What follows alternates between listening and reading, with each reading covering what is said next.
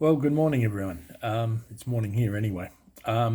Yesterday was a confronting day.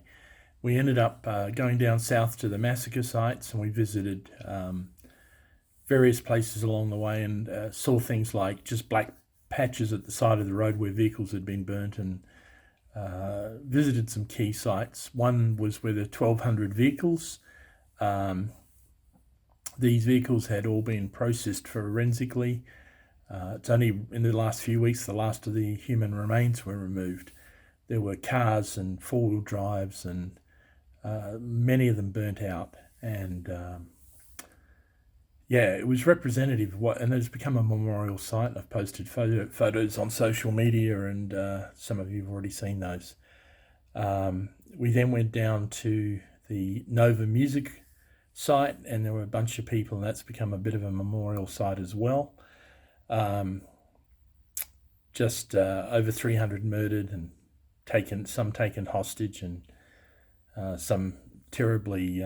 They've run out of wheelchairs in Israel.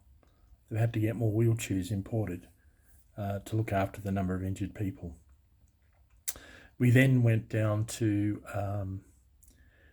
the Eshkelon region and had a briefing from the local security commander who was involved on the day. His family's involved. Eshkelon shares 60% of the border with Gaza. They have been targeted by many rockets, and all they are is a farming community. They're slowly rebuilding, and slowly people are coming back. They need a lot of prayer. Then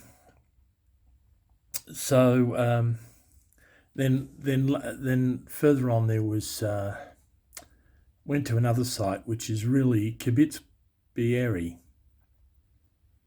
and building after building that is burnt out.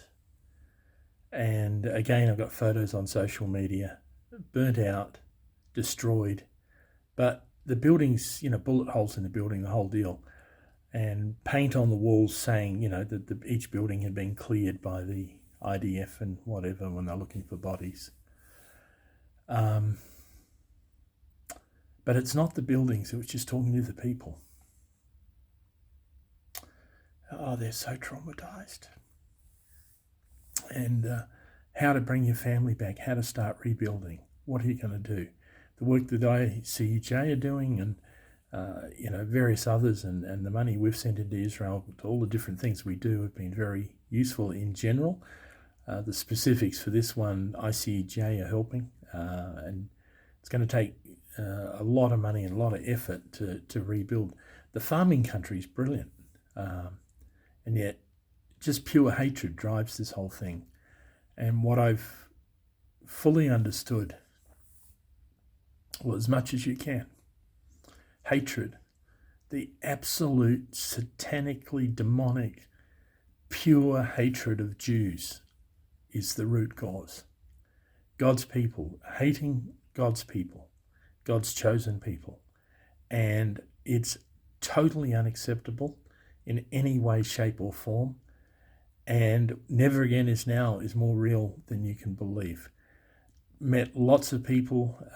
The afternoon got a little bit better. We met with the foreign minister, and had a briefing from one of his staff, very detailed briefing, and then spent some time with him. And he was incredibly grateful for all of the Christian leaders from, in our case, 10 nations that are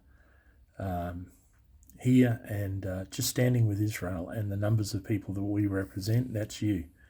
It means a huge amount. Then we had a wonderful dinner. Hananya Naftali, who's is an advisor to the Prime Minister, does a lot of media and social media. Many of you see his things. He's going to come on Canberra Declaration.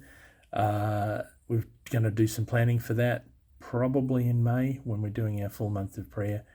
Have him on one evening as a guest, write for the Daily Declaration, and we can pray with him and for him.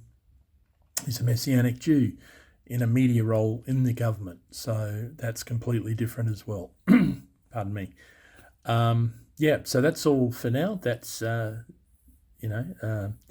Wednesday. Today we have government meetings. We may or may not meet the Prime Minister. That's still possible. There's just a lot going on, and they're not sure if he has to go. There's some things happening. Obviously, there's things happening with Hezbollah, and there's renewed activity in the south, and what happens with Rafah, and the need to take Rafah and destroy Hamas. I cannot say how important that is, because it's not normal human. It's an evil thing that needs to be it's a cancer, and you operate on a cancer. You can't take 90%, leave 10. You've got to remove it all, and Hamas have to go. But the good news is God is good. We can pray into these situations, see the Lord move. The love of Christians for Israel and the Jewish people has never been greater. We need to stand, and I really appreciate and love you all. It's been difficult, but God's there, and it's hard to explain, but it's just one of these things where we need the foreign minister made a point that we need witnesses. It's like there's Holocaust deniers. There are even people denying this happened. We need people to be witnesses. So if the images are confronting, being there and talking to the people is a lot more confronting. But we need to hear them, see what happened, and understand, remember, and tell the story. We've got all the social media I've posted can now be cross-posted.